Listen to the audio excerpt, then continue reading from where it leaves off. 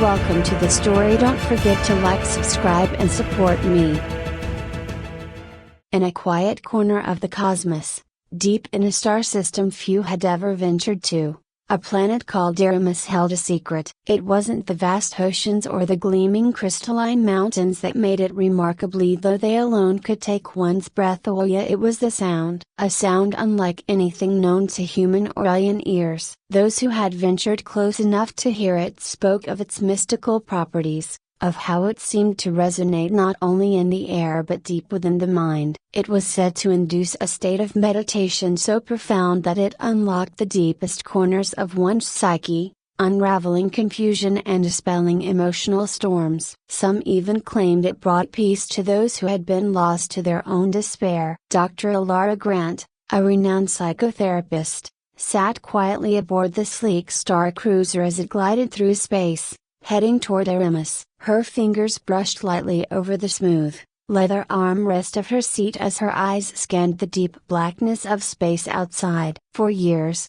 Alara had been searching for ways to help her patients break free from the emotional prisons they found themselves in. Conventional therapy worked for most, but there were always those whose pain ran so deep, so wide, that no techniques seemed to penetrate the walls they had built around themselves. When she first heard about Aramis and its mysterious sound, she knew it might be the answer she had been searching for. Now, she was leading a small group of patients, each with their own demons, on a journey to this enigmatic planet, hoping the rumors were true. Across from her, Seth sat in stiff silence, his broad frame rigid with a tension that rarely left him. His eyes were sharp and haunted, a look Alara had grown accustomed to in her work with combat veterans like him. Seth had been to war, and though he had returned home physically intact, his mind was still caught in the crossfire of memories he couldn't shake. Next to Seth sat Leah, a woman who seemed to be constantly on the verge of shattering. Her neatly pressed suit and perfectly coiffed hair were the only things holding her together. As a high-powered executive, Leah had always thrived on control. But control had a price, and hers had come in the form of chronic anxiety that no amount of meditation apps or luxury vacations could soothe. Dr. Grant's eyes shifted to Mara, the youngest of the group. Once a bright and talented artist, Mara now sat hunched in her seat, staring blankly at the floor. She had lost someone she loved, and with them, she had lost herself. Depression had taken her, and despite months of therapy, she remained locked in its suffocating grip. Finally, there was Tariq, the philosopher. He was the most outwardly composed of the group, but his struggle was internal. His existential dread gnawed at him constantly, the question of life's meaning turning him into a man obsessed with finding answers that seemed to slip further from his grasp the more he sought them. They were an unlikely group, brought together by the hope that Aramis would offer them something no therapy had a way back to themselves. Dr. Grant, Seth's deep voice cut through the quiet hum of the ship's engines. "You really think this planet's going to fix us?" Alara smiled softly, though there was a weariness in her eyes. "I don't think it's about fixing anyone. But sometimes, we need help finding what's already inside us." "That's what Aramis might do," Seth grunted, clearly skeptical, but he leaned back in his seat, accepting her answer for now. The journey was long, and as the hours stretched on, the group remained mostly in silence, each lost in their own thoughts, their own battles.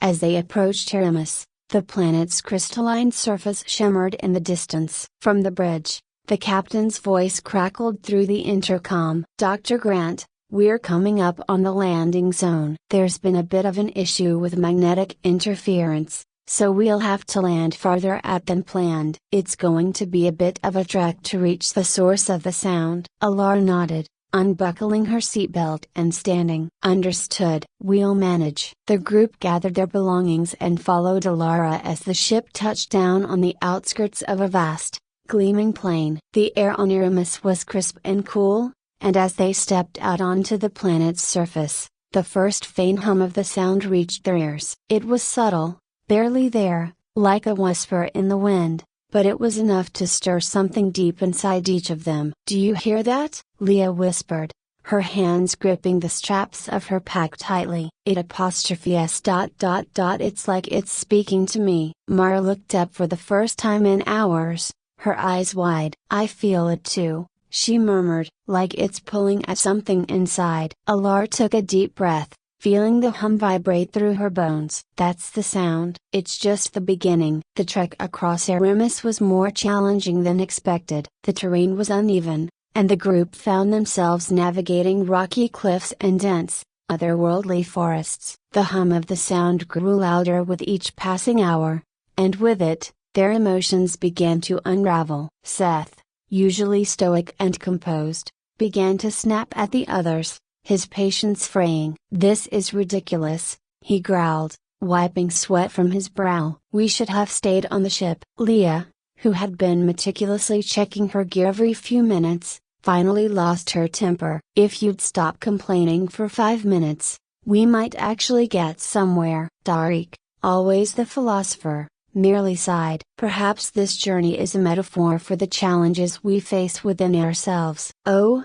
shut up, Tariq, Mara snapped, surprising everyone. She had barely spoken the entire trip, and now her voice was sharp and cutting. Not everything has to be some grand philosophical journey. Sometimes it just sucks. Alara watched them, her heart heavy. This was exactly what she had feared, that the journey would bring out the worst in them before it brought any kind of peace. But she knew they had to push through it. Healing was never easy. The group continued onward, the tension between them palpable. As they moved closer to the source of the sound, strange things began to happen. The hum, now much louder, seemed to seep into their minds, stirring up vivid memories and hallucinations. Seth stopped suddenly, his face pale. Do you hear that? He asked, his voice trembling. I can hear them ... The screams. Alara placed a hand on his arm, grounding him. It's just the sound playing tricks on your mind, Seth. Stay with me. But Seth shook his head, his eyes wide with fear. No ... No, they're real. I can hear my unit ... I can hear them dying. Alara knew better than to try and convince him otherwise. The sound was dredging up his deepest trauma, forcing him to relive the horrors of war. She could only hope that by confronting it, he would find some measure of peace. Leah, too, was struggling. Her hands shook as she tried to maintain control, her breath coming in short, panicked gasps. I can ... I can't do this, she whispered. I'm not in control. Everything's falling apart. Mara, who had been silent for most of the trek, suddenly collapsed to her knees, tears streaming down her face. I can see him, she sobbed. I can see him, but I can't reach him. He's gone ... He's gone forever. Alara's heart broke for her patients. They were each being torn apart by the very thing that was supposed to help them, but she knew this was part of the process. The sound of Aramis wasn't a quick fix. It forced you to confront your pain head on, to walk through the fire before emerging on the other side. As the group pressed forward, the landscape around them began to shift. The crystalline mountains loomed closer, their surfaces shimmering with an otherworldly light. The hum had become a steady vibration, resonating deep within their chests, their minds, their souls. The crystalline mountains rose before them, towering and shimmering with an ethereal glow. The sound had grown so intense now that it seemed to pulse in their very bones, a constant hum that resonated deep within. Each step brought the group closer to the source of the sound, but it also deepened their struggles. Seth trudged ahead, his brow furrowed in silent torment. His military training had conditioned him to push through pain, to fight through fear, but here, there was no enemy to confront. The only battle was within, and it was one he'd been losing for years. His hands clenched and unclenched as he tried to suppress the flood of memories, the explosions, the screams, the blood. He could feel his heart racing, his chest tightening as the hum grew louder, bringing him closer to the darkness he'd spent years trying to escape. Behind him, Leah walked in a fragile silence, her breath shallow and uneven. She had been a woman who thrived on control, on precision. Every detail of her life had been meticulously planned, every outcome calculated. But here, in this strange, alien landscape, she was powerless. The hum of the sound stripped away her carefully constructed walls, leaving her vulnerable, exposed. She could feel it unraveling her, piece by piece, until all that was left was the fear she had buried deep inside. Fear of failure, fear of losing everything she had worked for, fear of losing herself. Mara trailed behind the group, her steps slow and hesitant. The pain of her loss weighed heavily on her, and the sound only amplified it. The image of her lost love flickered in her mind, clear and sharp. It was as if she could see him, just out of reach, his face smiling at her the way he used to. But every time she tried to reach for him, he faded, leaving her alone in the dark once more. She had come to Aramis hoping to find peace, but the closer they came to the source of the sound, the deeper her grief seemed to grow. Darbeak was silent, his eyes fixed on the path ahead. Of all of them, he seemed the least affected by the sound, but inside, his mind was a storm of questions. He had spent his life searching for meaning, for answers to the great mysteries of existence. And yet, here, in the presence of this strange and powerful sound, he found himself questioning everything he had ever believed. What if there were no answers? What if life was nothing more than a series of random events, with no purpose, no reason? The thought terrified him, but he couldn't escape it. Dr. Ilara Grant walked in the center of the group, her eyes scanning the horizon as the crystalline mountains grew closer. She could feel the weight of their suffering,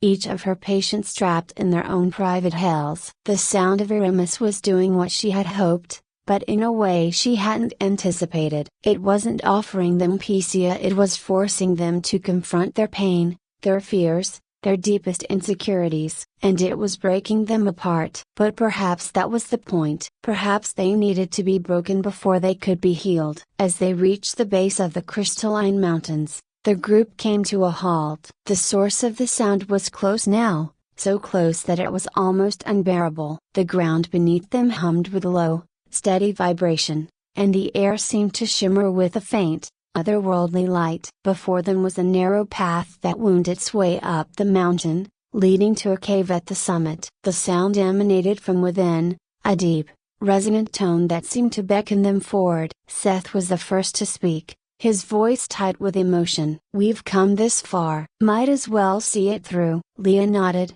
though her face was pale, her hands trembling at her sides. Mara said nothing, her eyes fixed on the cave in the distance, as if drawn to it by some invisible force. Darbeak remained silent, his expression unreadable. Alar took a deep breath, steadying herself. "This is it," she said softly. "Whatever happens in there, remember that you're not alone. We're in this together." With that, the group began their ascent. The path was steep, the air thin and cold as they climbed higher. The hum of the sound grew louder with each step, vibrating through their bodies, filling their minds. It was as if the planet itself was alive, its very essence pulsing through them. When they reached the entrance of the cave, the sound was deafening. It reverberated off the walls, filling the space with a deep, otherworldly resonance. The cave itself was vast, the walls lined with crystals that glowed faintly in the dim light. At the center of the cave was a massive crystalline structure, pulsating with a steady rhythm. The sound emanated from it, filling the cave with its powerful, hypnotic tone. The group stood in silence, each of them mesmerized by the sight before them. The sound seemed to draw them in, pulling them closer to the crystalline structure. As they approached, they could feel the vibrations intensifying, resonating deep within their minds, their souls. It was then that the visions began. Seth was the first to fall to his knees, his eyes wide with terror as the memories of war flooded his mind. He could see his comrades, hear their screams, feel the heat of the explosions. But this time, something was different. This time, he wasn't running. He wasn't hiding from the pain. Instead, he faced it head on, allowing the memories to wash over him. He saw the faces of the men he had lost, felt the weight of his guilt, but he didn't turn away. And as he confronted the darkness,